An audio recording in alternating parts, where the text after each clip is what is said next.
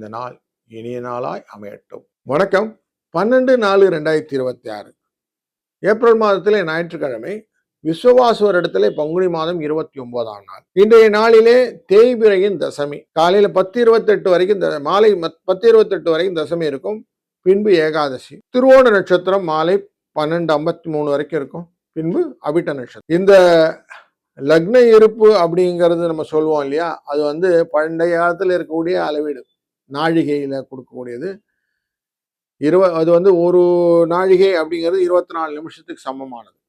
So அதை மைண்டில் வச்சுக்கோங்க. அதனால சூரியனின் இருப்பு நாழிகை வினாழிகளாக 17 வினாழிகள் மீன ராசிக்குள்ளர் இருக்கும் அப்படின்னு சொல்றேன். அதை மைண்டில் வச்சுக்கோங்க. ஸோ கடைசி எப்பில் வந்துட்டோம் இந்த வருஷத்துல. இன்றைக்கு நல்ல நேரம் காலை 7:30லேருந்து 9 மணி வரைக்கும். சாயங்கால வேலையில மத்தியான வேலையில 1:30 மணிலேருந்து 2:30 மணி வரைக்கும்.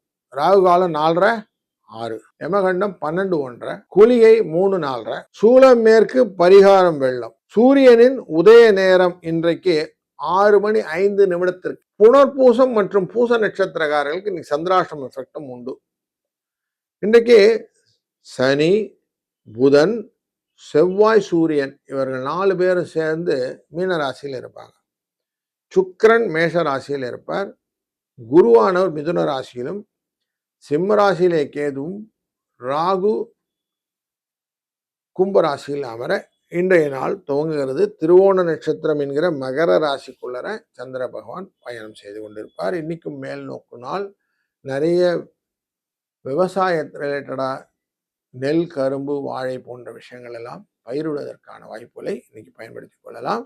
தொடர்ந்து ஒரு ராசிக்கு என்ன பலன்னு பார்ப்போம். வாரம் கும்பராசி நண்பர்களே, இன்றைக்கு உங்களுக்கு ஏடாகூடமா எதனா விஷயங்கள்லாம் அது ரிலேட்டடாக இதை அப்படி செஞ்சிருக்கூடாது, அதை எப்படி செஞ்சிருக்கலாம்னு ஒரு வாக்குவாதம் வீட்லேயும் கொஞ்சம் கோபங்கள் அதனால இன்னைக்கு கொஞ்சம் அமைதி குலைவதற்கான வாய்ப்பு இருப்பதனாலே முன்னெச்சரிக்கையாக இருந்து விடுவது நல்லது.